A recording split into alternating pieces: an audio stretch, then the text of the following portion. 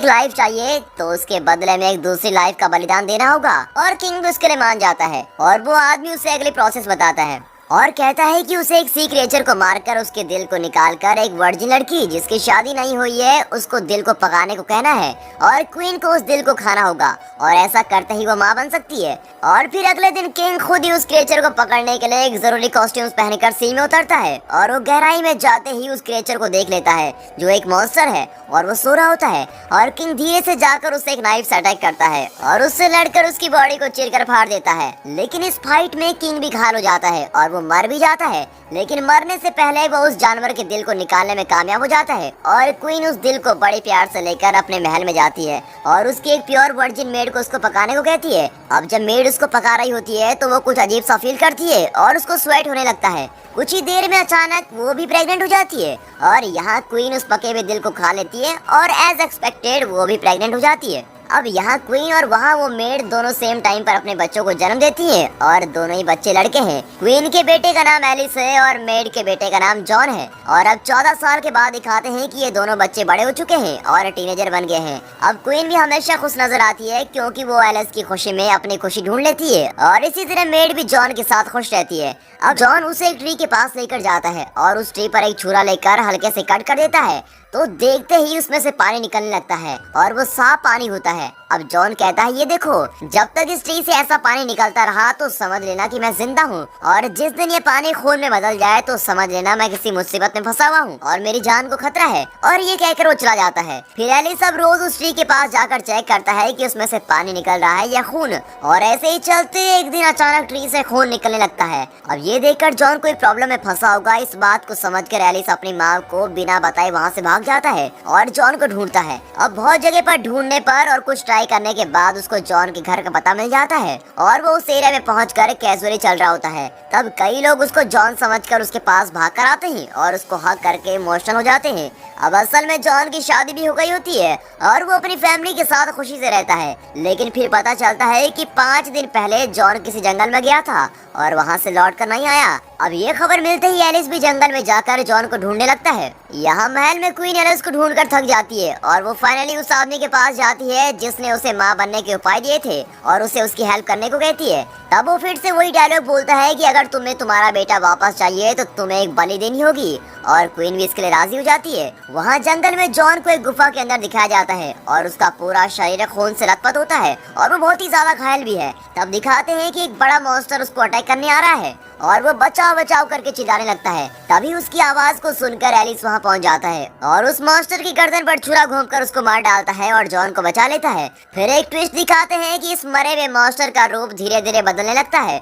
और पता चलता है कि वो एलिस की माँ है यानी क्वीन है। अब जैसे उस आदमी ने कहा होता है कि एक लाइफ को बचाने के लिए दूसरी लाइफ की बलि देनी होगी, ठीक वैसे यहाँ उसकी माँ ने अपनी जान देकर उसकी जान बचाई होती है। अब एलिस महल में लौट आता है और वहाँ का राजा बनकर रूल करने लगता है। और इसी के साथ दोस्तों ये पहली कहानी खत्म होती है। अब दूसरी कहानी की ओर बढ़ते हैं। इस कहानी में किंग को दिखाया जाता है जो बंदूक लेकर शिकार करने के लिए जा रहा होता है और 2 लेडीज को भी दिखाया जाता है जिनका नाम इमा और डोरा है। अब किंग एक फ्लर्टी टाइप का इंसान होता है और वो हमेशा लड़कियों के साथ घूमता फिरता है और वो चाहता है कि हमेशा उसके पास कोई ना कोई लड़की तो होनी चाहिए और वो खूब शराब भी पीता है। अब इस हालत में भी वो अपने लिए एक सूटेबल लाइफ पार्टनर की खोज में रहता है और उसके देश में क्वीन को लाने का प्रयास करता है। वो उसकी होने वाली वाइफ के लिए ढेर सारे पैसे और गहने जमा करके रेडी रखता है। अब यहाँ एक छोटे से गाँव में 2 बुजुर्ग लेडीज को दिखाते हैं जो सिस्टर्स हैं और बड़ी सिस्टर का नाम है डोरा और छोटे का नाम है इमा।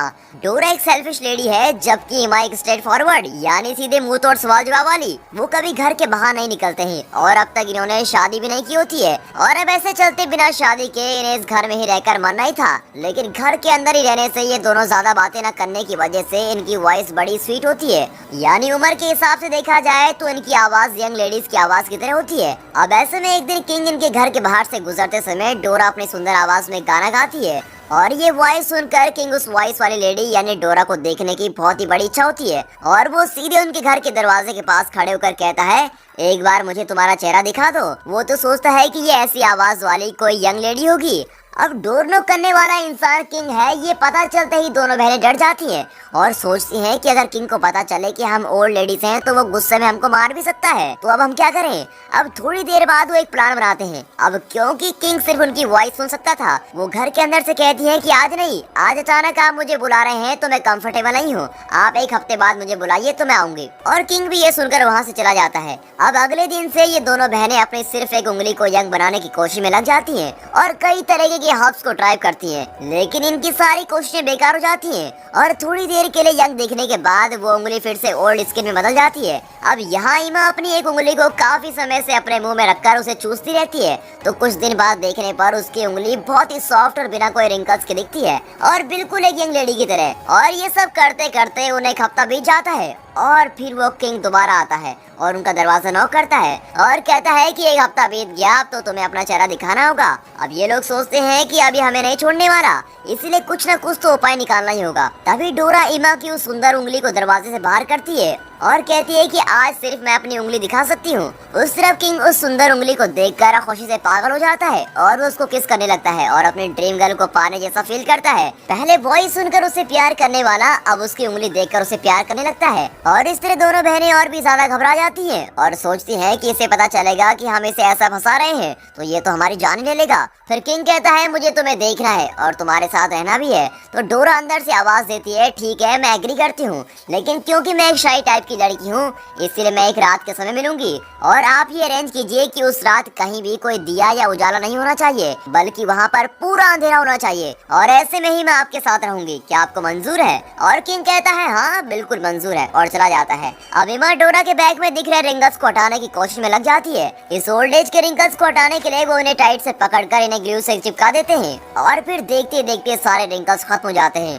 और टच करने पर उसकी स्किन बिल्कुल टाइट हो जाती है और एक बुढ़िया की स्किन लगती ही नहीं। फिर वो डोरा को वहाँ से जाने के लिए रेडी करती है और किंग का एक सोल्जर उसको लेने वहाँ पहुँचता है। अब उसके साथ चलते समय सोल्जर उसके रास्ते में दिख रहे दिए को बुझाते हुए चलता रहता है क्योंकि डोरा ने ऐसी कंडीशन ही रखी थी। अब वो महल में उसे कमरे में लेके जाता है जहाँ पूरी तरह से अंधेरा होता है और किंग भी डोरा के साथ अपनी रात गुजारता है और सब ठीक ठाक चलता है। लेकिन किंग को अपनी लवर का चेहरा देखने का मन करता है और वो डोरा के उठने से पहले एक कैंडल लेके आता है और रोशनी में डोरा का चेहरा देखता है और देखते ही वो एकदम शॉक हो जाता है और सोचता है कि मैं रात भर इस बदसूरत औरत के साथ सोता रहा।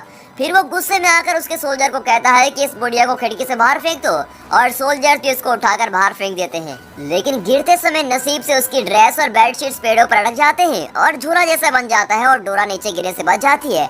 और उसी समय वहाँ एक विच आती है और उस पर कुछ मैजिक करके कहती है कि इस ओल्ड लेडी को फिर से यंग बना दो और वो डोरा को एकदम यंग और सुंदर राजकुमारी जैसा बना देती है। अब अगले दिन किंग उसी जंगल में शिकार करने के लिए दोबारा जाता है और वो उस जंगल के बीच में खड़ी सुनहरी बाल वाली लड़की डोरा को देख लेता है और उसे पहली नजर में प्यार हो जाता है। वो डोरा को उसके महल में ले जाकर सबको बताता है कि ये मेरी होने वाली बीवी है। अब प्रॉब्लम यह है कि डोरा को वो कैसे यंग बनी इसका कोई अंदाजा नहीं होता और उस विच ने ऐसा क्या किया ये भी उसको याद नहीं। अब इन दोनों की शादी फिक्स होती है और डोरा ईमा को अपनी शादी पर इनवाइट करती है। उस इनविटेशन कार्ड के साथ ही एक कॉस्टली ड्रेस भी भेजती है और ईमा भी उस महल में पहुंच जाती है और वहां डोरा से मिलते ही उसे विश्वास नहीं होता कि ये डोरा है, वो भी इतनी यंग और सुंदर। और वो उसे पूछती है कि तुम इतनी सुंदर कैसे बनी। तो इसके जवाब में डोरा कहती है कि मैंने अपनी बूढ़ी स्किन को नाइफ से कट करके उतार दिया है और धीरे धीरे मैं असली यंग लेडी में बदल गई हूँ। और ये कहकर वो उसको बाहर भेज देती है। अब ईमा भी अपने घर लौटने के लिए निकलती है और घर जाते समय वो सोचती है कि अगर डोरा इतनी खूबसूरत बन गई तो मैं क्यों नहीं बन सकती, मैं भी तो बुढ़िया हूँ और मैं भी जवान हो सकती हूँ, मुझे भी यंग बनना है। और ये सोचकर चलते हुए वो रास्ते में एक नाइफ शार्पनर से यानी एक धार वाले आदमी को देखती है और वो उसके पास जाकर उसकी स्किन को उतारने के लिए हेल्प मांगती है और कहती है मैं तुम्हें अपने सारे गहने दे दूंगी, बस तुम मेरी स्किन उतार दो। और ये कहकर वो अपने सारा कीमती नेकलेस उसको दे देती है। ये आदमी तो इससे भी बड़ा बेवकूफ निकला। उसकी बात मानकर वो उसको एक जंगल में लेके जाता है और एक पेड़ पर बांध देता है और उसकी स्किन को एक एक करके नाइफ से उतारने लगता है। अब पूरी स्किन निकालने के बाद ऐसी हालत में ईमा उस महल की तरफ जाती है और चलते चलते रास्ते में गिरकर मर जाती है। यहाँ महल में खुशी से लाइफ गुजारने वाली डोरा अचानक अपनी स्किन में आए हुए कुछ रिंकल्स को देख लेती है और वो फिर से बूढ़ी बनने जैसा फील करती है और किंग के देखने से पहले ही वो उस महल से बाहर निकलकर भागने लगती है और महल के बाहर निकलते ही वो फिर से एक ओल्ड लेडी में बदल जाती है और यहाँ कभी लौट कर नहीं आना है ये सोचकर वो तेजी से भागते हुए नजर आती है। और दोस्तों इसी के साथ ये दूसरी कहानी भी यहाँ पर खत्म होती है। अब देखते हैं मूवी की तीसरी कहानी। इस कहानी में भी एक किंग को दिखाते हैं जो एक छोटे कद का आदमी है और वो कुछ अजीब टाइप का है। उसकी वाइफ कई साल पहले मर चुकी है और उसकी एक बेटी होती है जिसका नाम वॉयलेट है और किंग वॉयलेट को दिल से प्यार नहीं करता।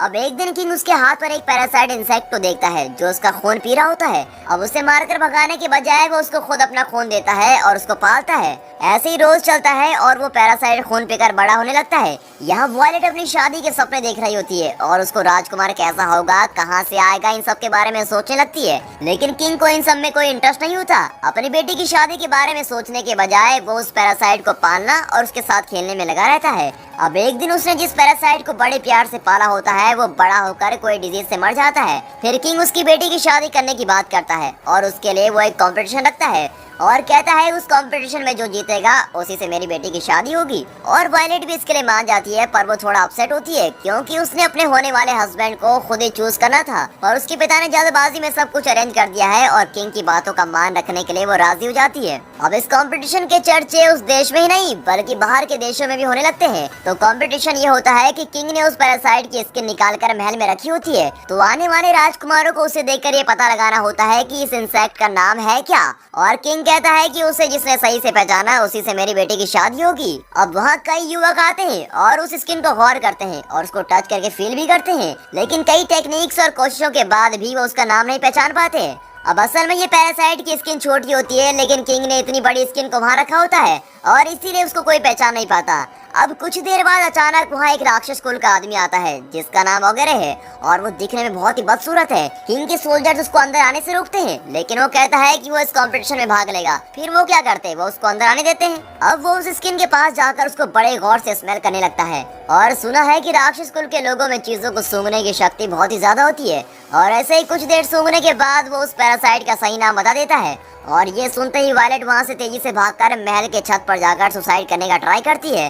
तभी किंग उसके पीछे भागकर उसको रोकता है और उसे समझाता है कि मैंने उसे अपना वचन दिया है और एक राजा का वचन भगवान के वचन के समान होता है। तुम मर गई तो यहाँ मेरा वचन कौन निभा सकता है, प्लीज मेरी बेटी वचन का मान रखो। और ऐसा सब कहकर उसे बहलाता है और फाइनली वो एग्री करती है और ओगरे उसे अपने साथ लेकर जाता है। वो एक पहाड़ पर एक गुफा में रहता है और वो वॉयलेट को उठाकर उस पहाड़ पर चढ़ाकर उसी गुफा में जाकर उसको बंद कर देता है। फिर वॉयलेट कई दिन वहीं बैठकर रो रही होती है। अब एक दिन ओगरे जब शिकार करने निकलता है तब वॉयलेट सामने वाले पहाड़ पर एक लेडी को देखती है और वो उसको बचाने के लिए रिक्वेस्ट करती है और उसके साथ क्या हुआ ये सारी बातें बताती है। अब ये सुनकर वो लेडी भी इस पर तरस आकर इसकी मदद करने के लिए राजी हो जाती है और थोड़ी देर बाद वो अपनी फैमिली में से और भी कई लोगों को वहाँ लेकर आती है और वो उनसे वॉयलेट को इस पहाड़ पर कैसे ला सकते हैं इसके बारे में बात करती है और उन्हें इसका सोल्यूशन भी मिल जाता है। लगता है ये सब सर्कस में काम कर रहे होते हैं। ये लोग इस पहाड़ से उस पहाड़ तक एक लंबी रस्सी बांधकर उस रस्सी पर चलने वाले और पहले कई बार ऐसे चलकर एक्सपीरियंस होने वाले एक इंसान की हेल्प लेते हैं और वो भी वॉयलेट को उठाकर धीरे धीरे रस्सी पर चलकर उसको पार कर लेता है